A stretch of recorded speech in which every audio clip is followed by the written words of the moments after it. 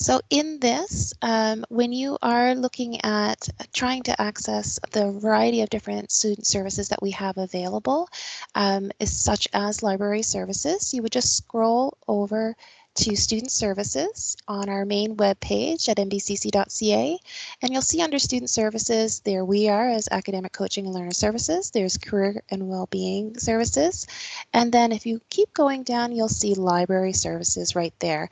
And our library services, all students do have access to a variety of resources and support to help you in your learning throughout your time at your programs, and it is available for support through virtual services, in addition to Library Commons being at every campus that we have, all 6 campuses. So this does provide a bit of an overview of library services.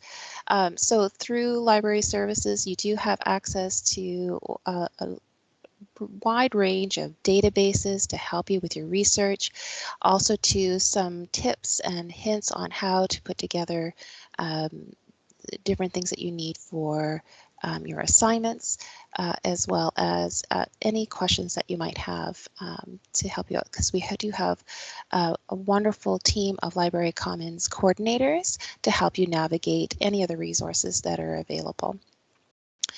So there are quiet spaces on campus through library services as well. So if you wanted to look at some library services, I'm just going to go down here.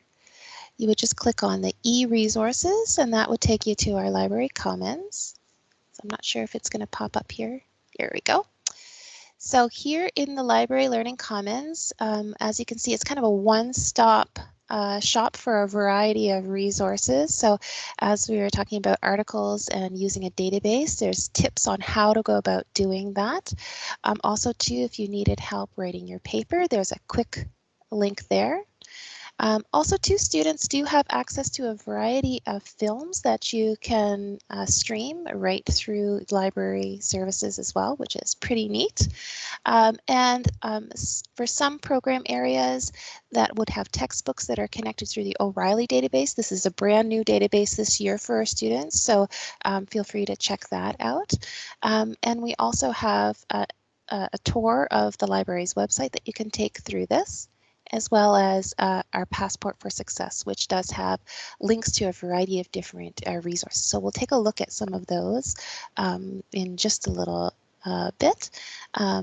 Here too, if you are looking for a virtual chat or help to get through, you can just click on the Get in Touch button and you'll be able to get connected with somebody and be able to get the support that you need during the business hours. So if you are looking for databases, there is a significant list of different databases that are in here. So when you click on that, you can, if you know which database that you're looking for, you can go straight to it by the alphabet name, or you can type it in here. Also too, you can slide down and be able to access whatever resource that you need. When thinking about using resources when you're putting together papers, oftentimes there are a lot of questions that come up on, well, how do I cite this? So depending on what program you're in, you might need help with APA format, or there's other formats like MLA. So it's a good idea to know what resources are available for you in terms of that. So this can help you with breaking down all the steps in order to put your paper together.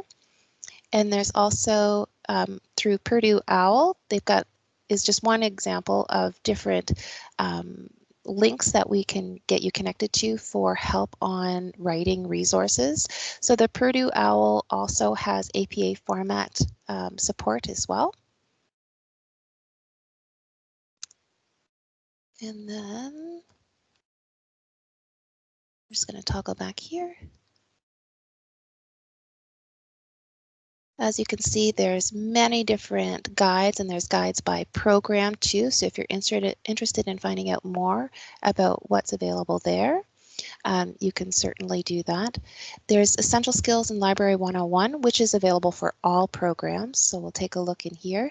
So here it goes over, just starting from the basics of the computer, but also like citation, writing a college paper is in there.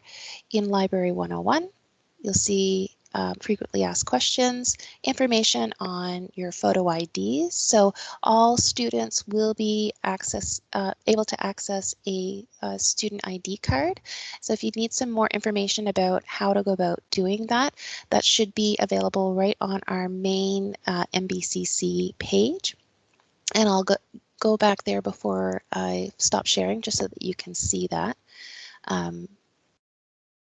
So let's take, for instance, administrative professional. So there's lots of different resources that are in there. So as you can see, it's tailor-made for each of the different areas. They've got some suggested journals, suggested magazines.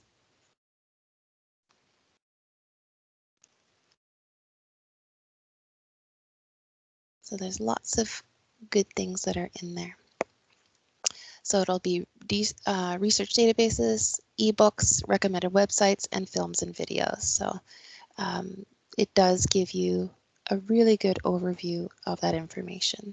So in terms of films and videos, there is, through the National Film Board, a connection so that you can access a range of different films to support your learning.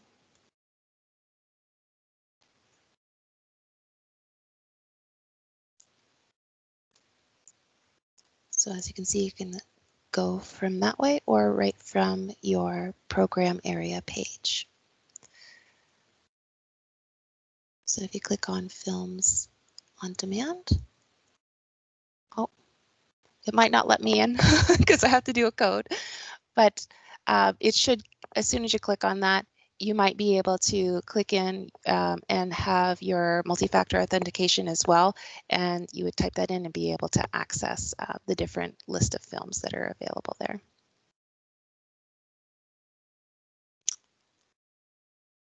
So going back here, oftentimes when students are writing papers too, there may be some concerns or questions about, well, what is plagiarism and how do I make sure that I'm not doing that? So this is a really great how to cite and when to cite, because it'll give you more information about, how do I make sure that I capture the information from the different sources that I'm using, what goes in quotes, what doesn't go in quotes. And this just gives you a quick review of what is plagiarism. So oftentimes we don't even notice that some of the things that we might be doing could fall into that area. So it's not just in making sure that you've cited all of your sources in your paper. It could be, putting your name on someone else's work, or turning in the same paper as someone else, or resubmitting something that you submitted for another course. So some things to keep in mind there. So there's different resources that you can review here just to make sure that you're up to date on everything in that information. So as we talked about your different library learnings coordinators, so here are our library learnings coordinators. There's Caroline, Sandra, Sam, Janet, and Elizabeth. And there's also Helen Hiltz as well. And they are wonderful, wonderful resources. If you have any questions at all about anything related to the library or to writing papers or citing, those sorts of things. Jacqueline, Yes. it's Jody. In that section that you were just in, there's also a section for plagiarism, and you can go in and see examples and do practices. Oh, so you go wonderful. With plagiarism, so the citing basics just up top a little bit, right? Yes, oh, sorry. Where the plagiarism button is. This one right here. That one right there. Mm-hmm. And you go down through, and then there's examples of plagiarism, and you can go in and do examples and do some practice. Yes, thank you for that, Jody. Welcome.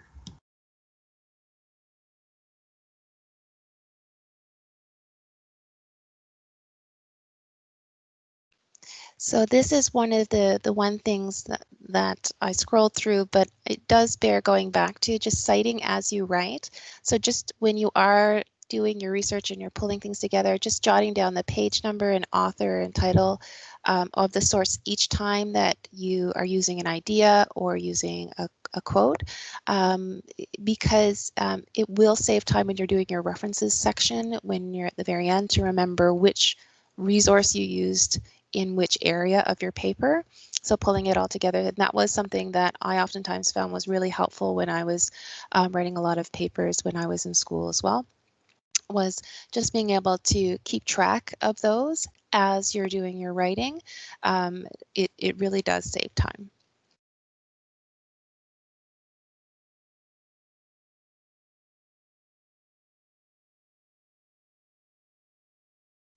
Okay.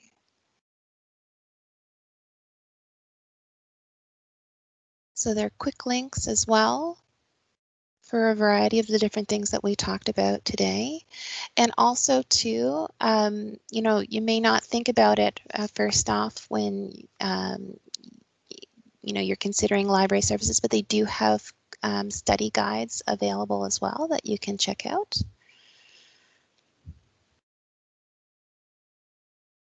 So those are wonderful resources.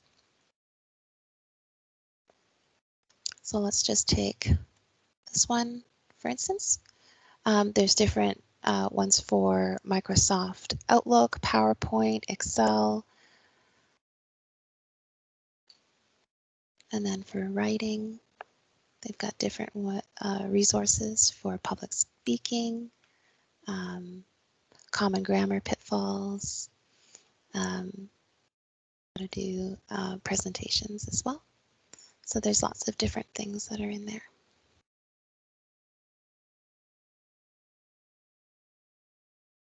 I'm just going to make sure that I've covered. Oh, the Student Services Passport for Success. So this is a platform designed for you to have different resources available right at your fingertips. So the information is here to help you in your learning. So there's information on orientation. There's a self-serve toolkit, as well as information on how to access help in connecting with MBCC and getting connected with our MBCC community, because we very much are so excited that you decided to choose MBCC for your learning, and we want you to know that you are so valued and you definitely belong here. So if you want to take a quick peek here in orientation, there's a menu here that will give you some information. So right here, as we talked about with introduction to Brightspace. So this will give you more information about how to get connected. And I know this morning that we talked about, you know, Brightspace is the main online learning management system for MBCC. So you'll access a lot of your courses, your course materials, as well as any potential classes through the virtual classroom, and any recordings of those would be oftentimes placed right into your Brightspace course as well. So in order to access the Brightspace, you would you can go through here. I'm just going to go take us back out just for a second. So you can access Brightspace right from this main page here, or you can also go in another avenue as well. And I'll just show that in a second. Oh, I think I might have X'd out of where I was.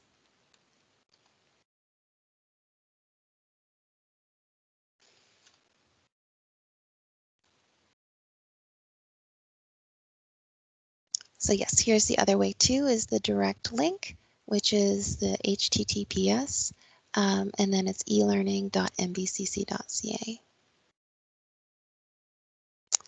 So one of the things, if you do have a little bit of time and you do have access to get into Brightspace now, sometimes you won't have access until you are enrolled in your courses to get started. So if you're not able to get into Brightspace right away, please don't worry. You will have access for the time that you get started.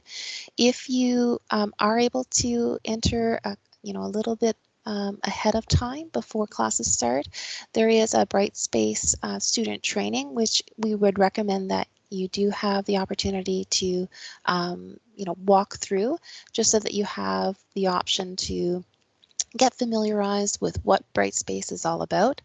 There's also in the tip sheet that I sent you a link to many YouTube videos that will give you some insight into how Brightspace works, how to navigate through Brightspace, as well as the Brightspace Pulse app that you can download and have separately on your smart device to help you keep track of the different assignments and things that are coming up, as well as to get notifications right on your phone without having to log in from the computer.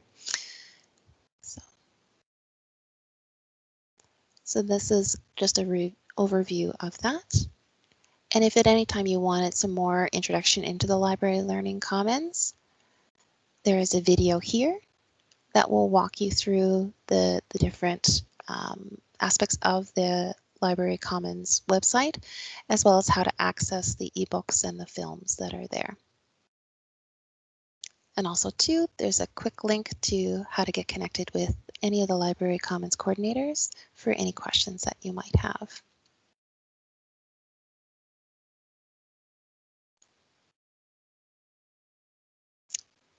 So I'm not sure, Jody, were there any questions that had come up? Oh, sorry, in the chat?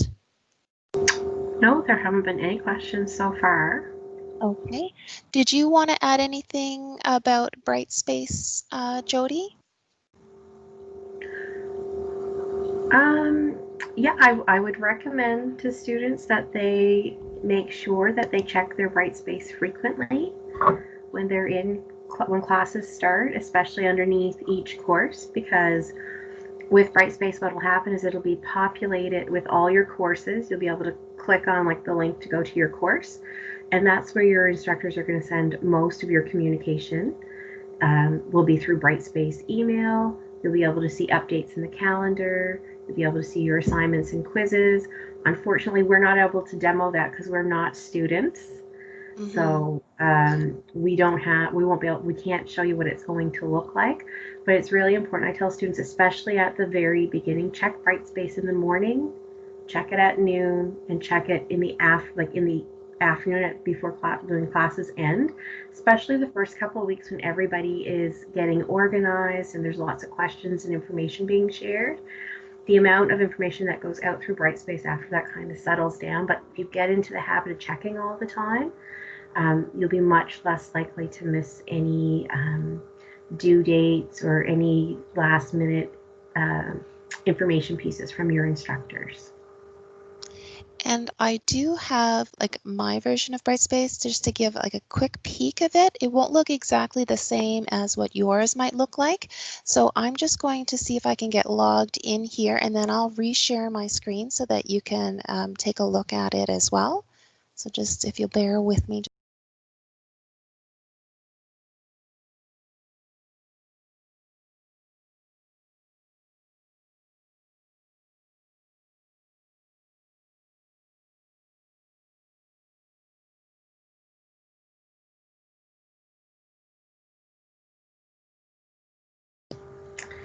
And the other thing I would add, you saw as Jacqueline was giving the presentation about the Library Commons, she went through the different tabs and kind of went through it. I would encourage everybody to go in and look at that and kind of play around with what resources are there, what's available, as soon as you can, because the more familiar you are with that particular support and service, the more you're going to be able to use it.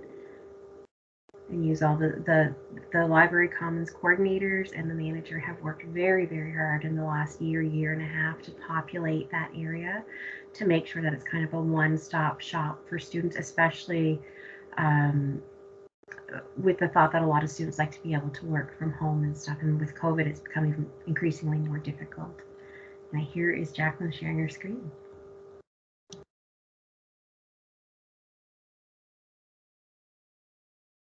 Sorry, I was on mute.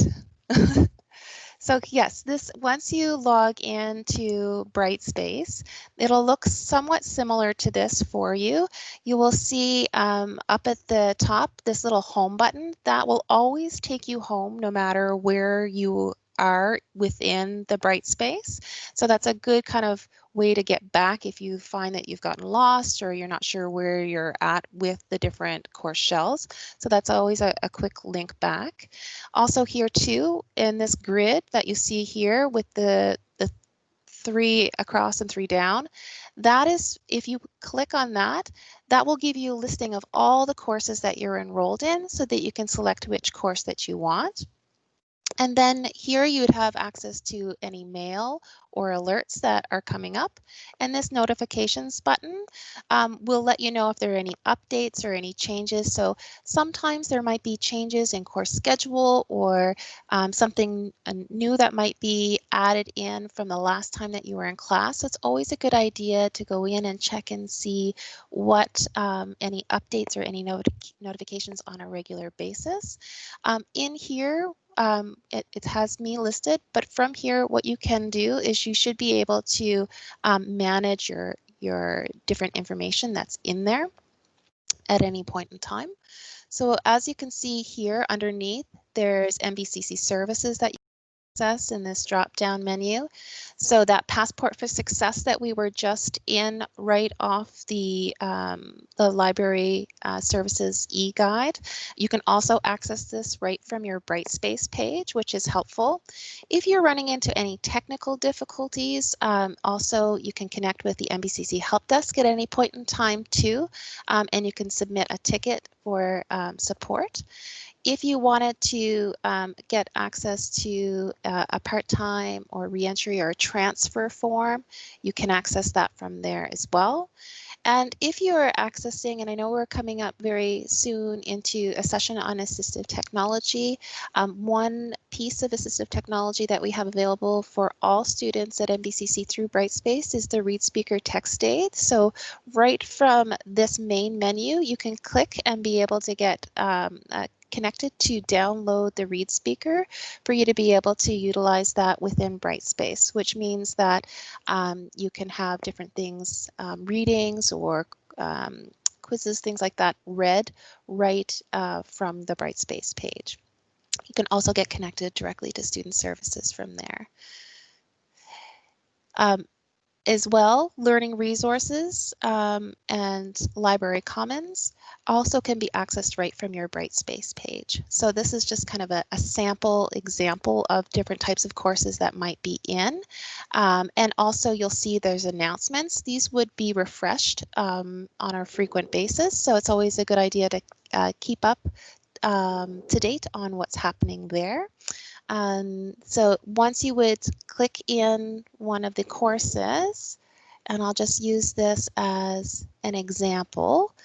So we click on Student Services, and that's your course would show up here as content, student self-service. Then again, you've got your library commons and more that's there. So it would give you a welcome and announcements. Every course is going to be set up a little bit differently though, but you can, as we said this morning, make sure that you do take the time to go in and get familiarized with every single button that's in each course so you know where information is. One of the things that's listed here in this sample course is the academic calendar important dates. So I'm just going to toggle out so I can show you where to find that, because I think that's really important too, to be aware of, what are the dates that are upcoming. So if you go to Student Services and you click on Academic Calendar, this has all the important dates for the academic year. I know I refer to it a lot throughout the year, and students oftentimes will as well. So if you can see for upcoming for January, the first day of classes is January 4th, but it'll break it down of when your tuition and fees are due, when the last day to withdraw from courses with refund is, and so on and so forth. So it'll break it down all the way to graduation. So if you haven't had a chance to go in and take a look, this is a great resource to help get you prepped for when you get started as well. Any questions or comments or concerns? The only thing I added, Jacqueline, there's no questions, but I did add in the chat print credits. Every student gets print credits that they can Oh, use on yes. campus. I had noticed it on one of the drop downs. So every student is given so many print credits. It's part of their technology fee when they begin at MBCC. So when you're on campus, you can print on campus and use up your print credits. If you run out, you can certainly buy more. So I always encourage students to go into campus if they're there on their day or half day that they're on campus, or even if they don't have a day on campus, go in and print off your PowerPoint slides or handouts or whatever you have. Use up your print credits. You get so many each semester, so many in the fall and so many for spring, winter and spring term.